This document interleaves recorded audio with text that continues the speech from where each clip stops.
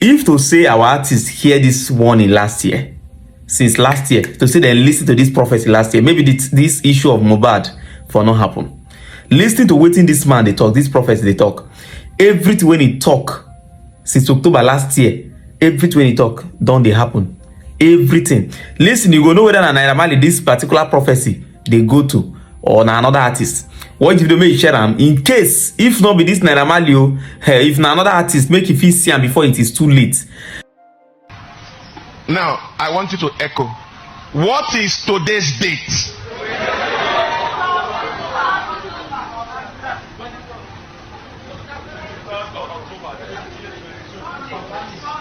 Today is 23rd of October 2022. 2022. Number 2.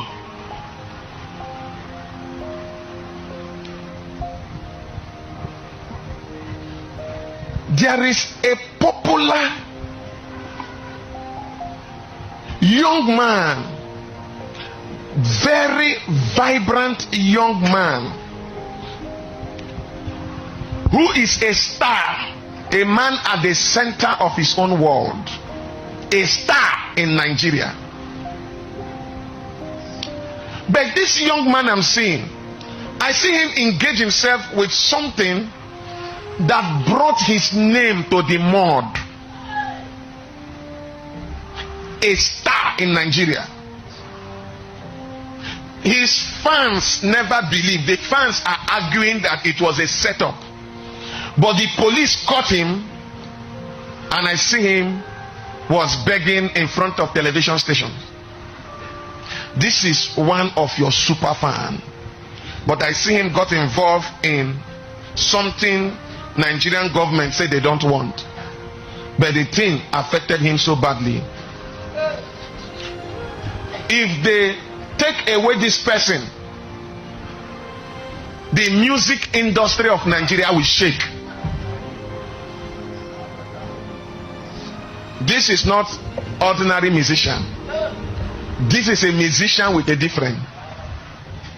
But I see him commit a crime that will make his career come to an end. Now, who is this musician? So it's a warning to all the musicians, because I see one of them in big trouble.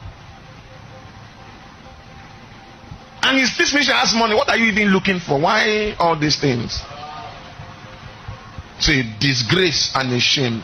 I see people begin to unfriend him, unfollow him. I say him because he's a man. That is true.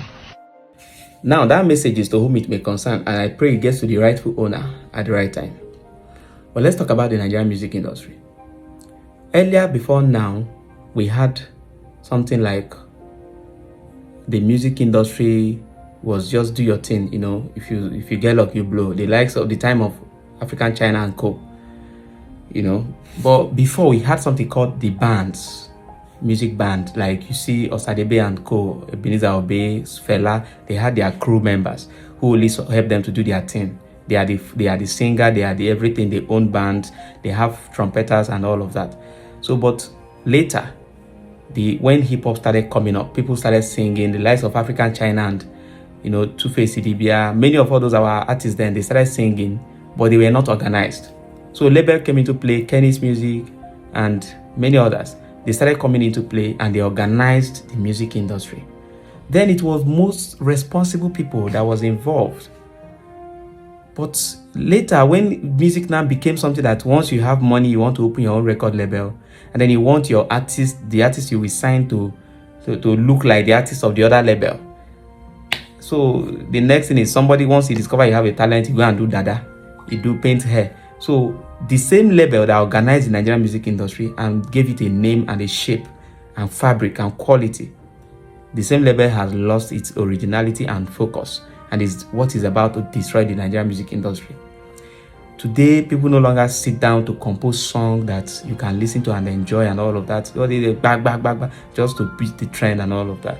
So the music label owners need to really look at the drawing board again and see where they are getting it from. Because these days, as I'm talking to you, people no longer find it very funny or comfortable to hear that their child wants to go into music industry.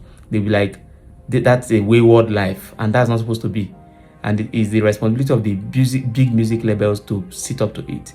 Don Jazzy or Lamide, Whiskey, all these big artists, they need to sit up to that situation.